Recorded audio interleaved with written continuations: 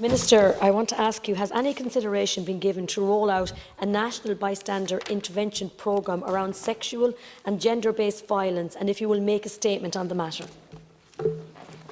Thank you to Deputy Murnane-O'Connor for raising this extremely important matter. Bystander training can be a really crucial intervention to help educate people about sexual and domestic violence prevention. This type of training programme can highlight the danger of normalising abusive behaviour. It cultivates an understanding of people's capacity to intervene, and it can provide learners with a safe environment to better understand appropriate social interactions. It also helps to identify unacceptable behaviour, ensuring an understanding of the importance and meaning of consent, but also more broadly personal assertiveness and social responsibility. University College Cork launched its online bystander intervention in January 2019, and I want to particularly commend and thank Dr Louise Crowley in the UCC School of Law for her leadership on this initiative. The UCC programme seeks to educate and empower students to support the development of a visible institutional culture which stands against unacceptable behaviour and abuse. It also seeks to foster a culture of positivity and support. In 2019, the Higher Education Authority awarded €350,000 in performance funding in recognition of the impact of the programme. The Higher Education Authority Centre of Excellence for Equality, Diversity and Inclusion has since been working with the UCC bystander programme to facilitate, as Deputy Murnane-O'Connor suggests, the national rollout of this programme.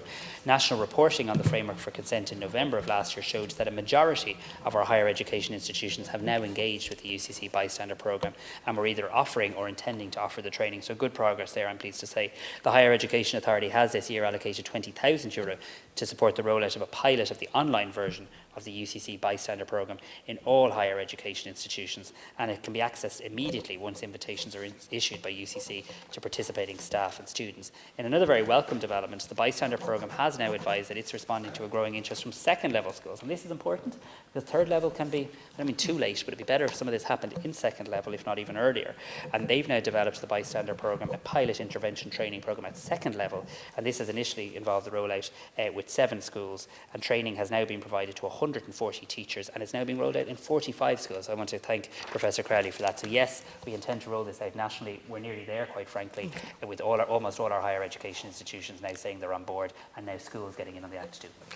Okay, well, that's very welcome, Minister. And again, as you're aware, Carlow Kilkenny, we're now a university town and county, and I do welcome the culture of a zero tolerance of all forms of sexual hostility, harassment and violence by society to actively contribute to a safe, supportive environment. And I know this is especially important for higher and further education institutions, but I actually want to welcome the second level this morning. I think that's really good for secondary schools, Minister. So I think that is so important, because the development of a national toolkit to educate and support safe bystander intervention will promote pro-social behaviour and attitudes. And it is important that we can adopt and make sure across all sectors that we include everyone. And it's great to see that there now.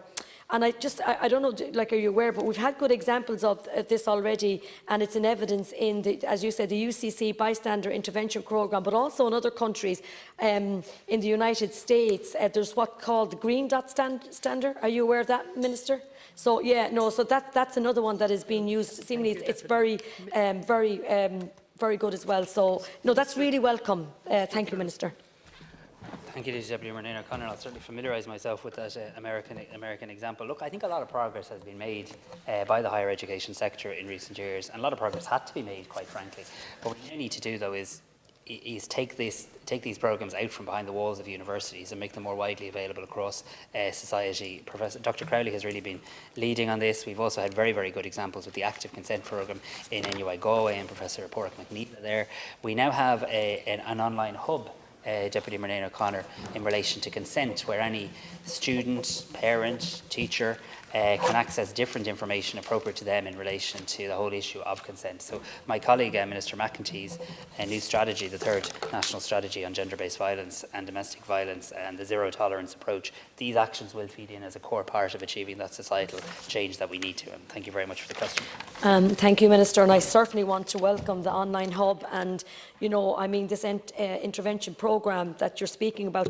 And can I just ask you, is there a time frame on it? Has it started? Will it, has all the colleges been contacted, all the schools been contacted? And I think it's important that that information is out there, because that's a really good news that the government is so proactive on this, and that we are going to do everything we can to make sure that we give all the information and that we have a programme there in place for all colleges and schools. Thank you. They very much have. The first letter I wrote to university presidents when I took up this role wasn't about the important issues of future funding and the likes, but was actually about the whole issue of sexual harassment and consent. We wrote to every university president, and we basically requested, if you like, that they all must put in place a plan for their own institution. How will you adopt a zero tolerance approach? What will you do to tackle sexual harassment? What will you do? Not just, I don't mean hide behind national frameworks. National frameworks are important, but how does it apply to your institution? I'm pleased to say every single one of them now has a plan. Every single one of those plans have been published, and they're now having to report against those plans to the Higher Education Authority on an annual basis. So that has been a big shift. The online consent hub is now up and running. Myself and Minister McEntee launched it in January of this year, and I really want to praise the Active Consent Project team at NUI Galway for their work on this. And this online consent hub provides, for the very first time in our country, a publicly available educational resource on sexual consent for young people, their families and the educators. So it is the first national online resource that we've had in relation to consent, and they've done incredible work in NUI Galway in delivering that. Minister.